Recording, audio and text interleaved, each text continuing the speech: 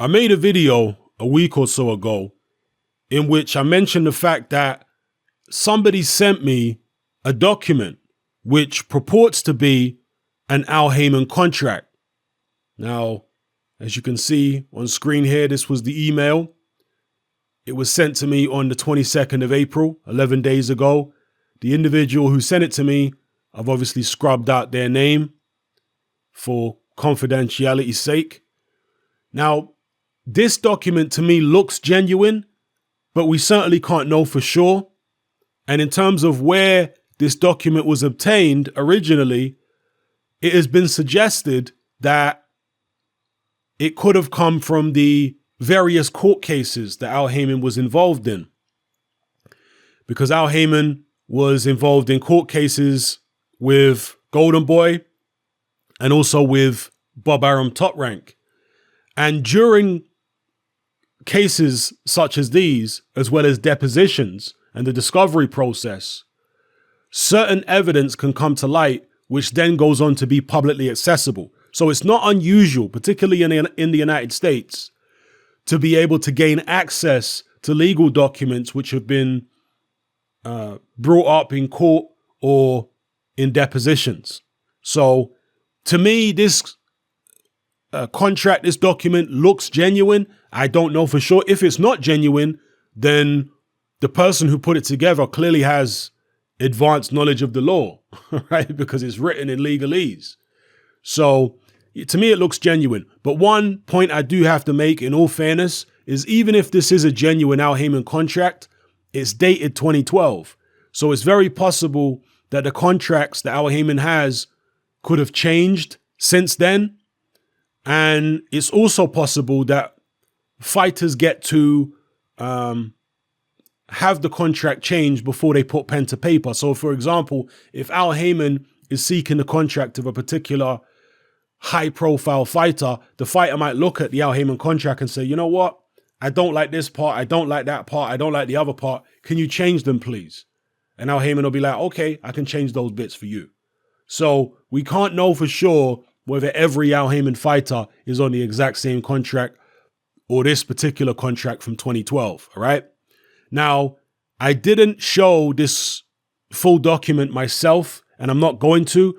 And the reason being is I just want to be on the safe side legally. I don't know for certain the origins of this document.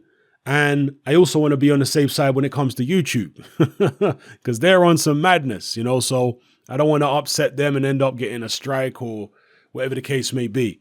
But if any of you do want to have a look at this document, head on over to Boxing Beats and Rhymes channel. Let me just get the video up here.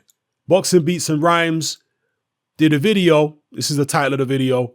It says Al Haymon fighter contract, fair deal or slavery contract. And he shows the entire document and goes through it point by point. Highly recommended. He then followed up with another video today, which was a mailbag for the original video, where he's basically answering questions and comments that subscribers left on the original video. And subscribers left some very interesting points and insightful comments.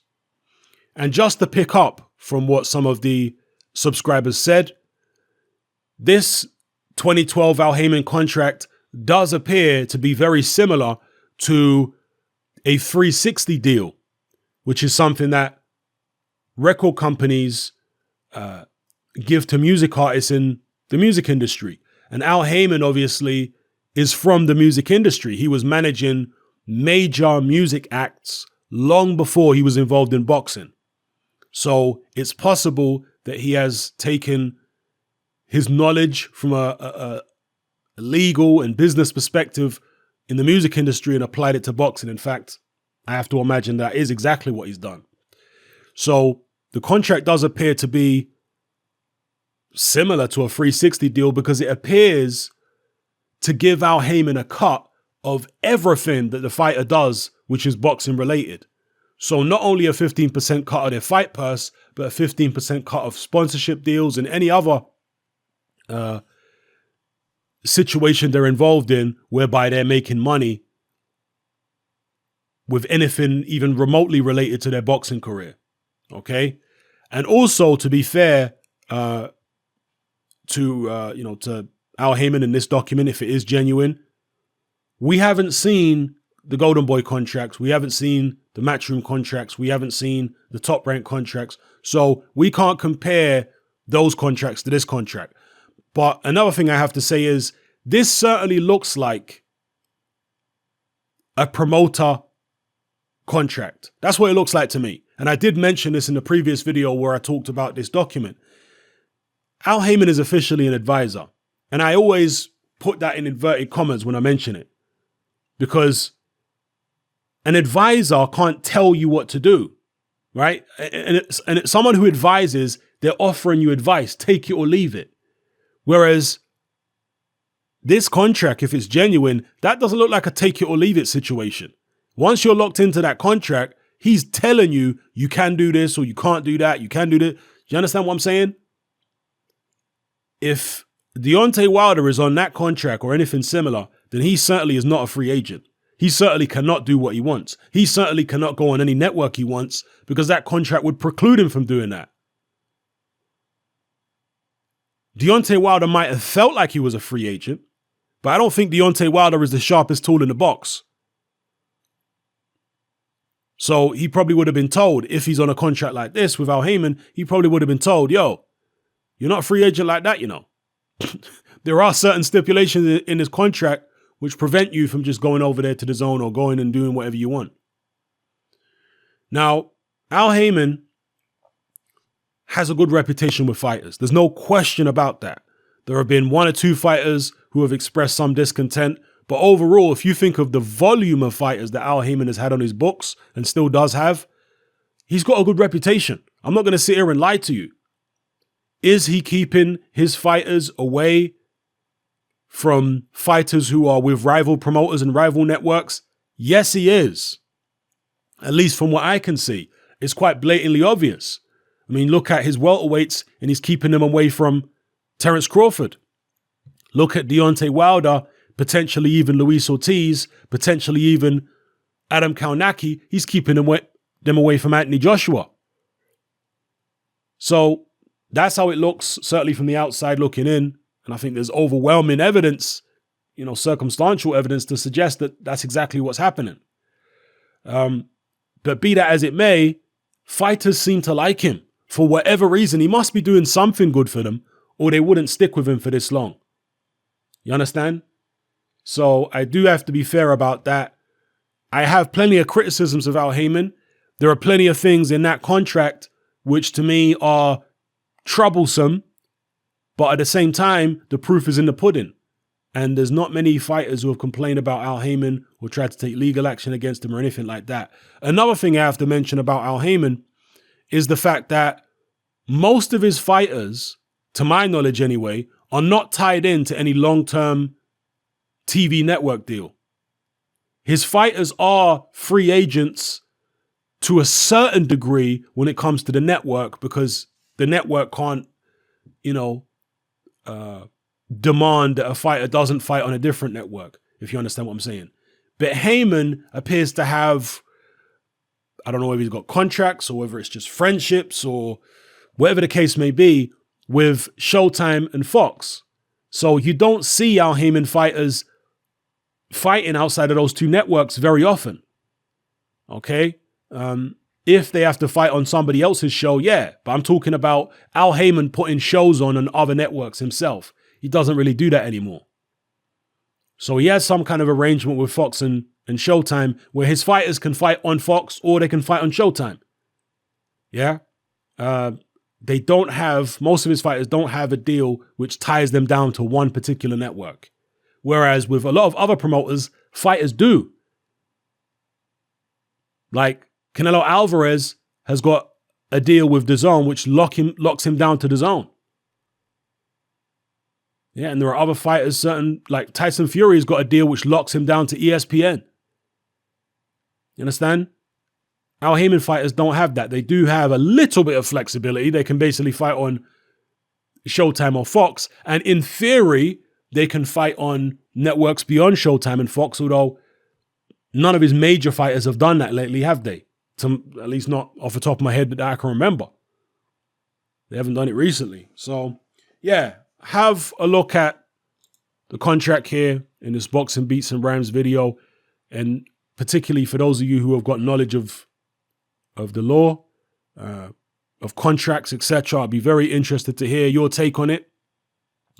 And there were several points I wanted to make, which people brought up in the mailbag video that Boxing Beats and Rhymes did, but I've forgotten several of them. But off the top of my head, the ones I wanted to mention were the fact that it's a 2012 contract. It may have changed since then. Fighters, when they sign up with Al Haymon, I'm sure they get the opportunity to negotiate the contract and say, okay, I want this taken out or this changed or whatever. So I do have to say that. And also the fact that,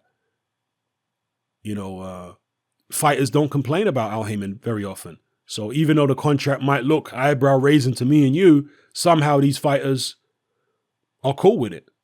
So he must be doing something right for him. But again, Al Haymon calling himself an advisor, to me, that's a little absurd.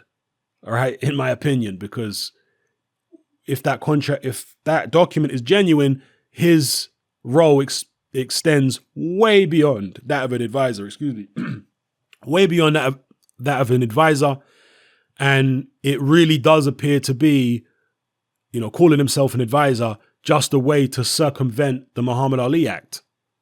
Because in that contract, it looks like he's behaving exactly like a promoter. Which is why he ended up in those court cases with Oscar De La Hoya and Bob Arum.